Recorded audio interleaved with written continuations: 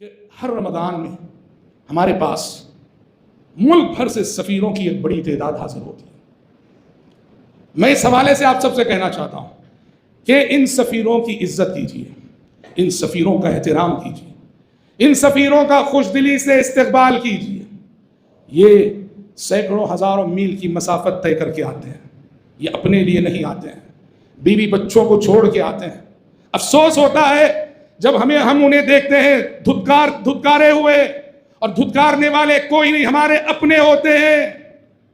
ان کے لیے کہیں پیشاب کو جانا مشکل ہوتا ہے، اس کے لیے بھی ترساتے ہیں۔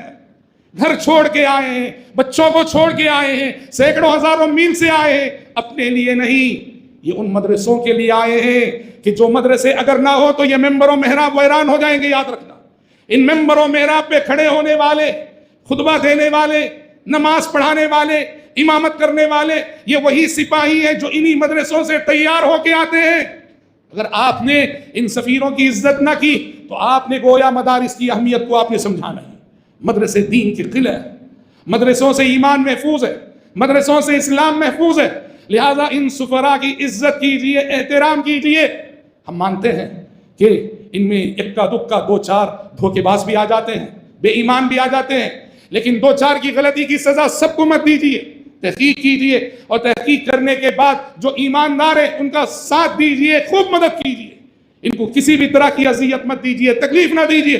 واللہ العظیم شمالی ہندوستان کے دورے پر ہم نے اپنی آنکھوں سے دیکھا ہے، ایک ایک دیہات میں بڑے بڑے مدرسے، چھوٹے چھوٹے دیہاتوں میں بڑے بڑے مدرسے، سینکڑوں غریب طلبہ پڑھ رہے ہیں، ہزار سینکڑوں ان کی ضرورتیں ہوتی۔ اور آپ کو میں بتا دوں، وہاں غربت، ناداری، مجبوری کا یہ عالم ہے کہ وہاں کئی مدرسوں میں جب استاد کا تقرر ہوتا ہے، استاد کو اپائنٹمنٹ ملتا ہے، تو کس شرط پہ جانتے ہیں؟ مدرسہ کہتا ہے کہ آپ کو ہم سیلری نہیں دے سکتے، آپ کو ہم ماہانہ تنخواہ نہیں دے سکتے، ہاں ہم اتنا کریں گے کہ رمضان میں مدرسے کی رسید بک آپ کو دیں گے، آپ خود رمضان میں چندہ کر کے اپنی تنخواہ کا انتظام آپ کریں گے، ہم نہیں دے سکتے۔ اس شرط پر اساتذہ کا تقرر ہوتا ہے، یاد رکھنا۔ اور ایسے میں ہم ان کو دھتکاریں، بدسلوکی کریں؟ اللہ سے ڈرے وہ لوگ جو ان سفیروں کے ساتھ بدتمیزی کرتے ہیں۔ ان کی عزت کرو، ان کا احترام کرو، ان کی مدد کرو۔ ارے مدد کرو نہ کرو، کم سے کم انسانیت سے پیش آ جاؤ، بس ہے، اخلاق سے پیش آ جاؤ، بس ہے۔ بہت تکلیف ہوتی ہے جب ہم ان سفیروں کو اذیتوں میں مبتلا اور تکلیفوں میں مبتلا دیکھتے ہیں۔ ان کی عزت کرو، ان کا احترام کرو، ہمارے مدارس زندہ رہیں گے اور مدارس اچھے چلیں گے۔ رب العزت سے دعا ہے کہ پروردگار عالم مجھ کہنے والے کو اور آپ سبھی سننے والوں کو اس ماہ مبارک میں اللہ عبادات میں بھی زیادہ سے زیادہ آگے بڑھنے کی توفیق عطا فرمائے، اور خدمت بھی زیادہ سے زیادہ کرنے کی توفیق عطا فرمائے۔ اللہم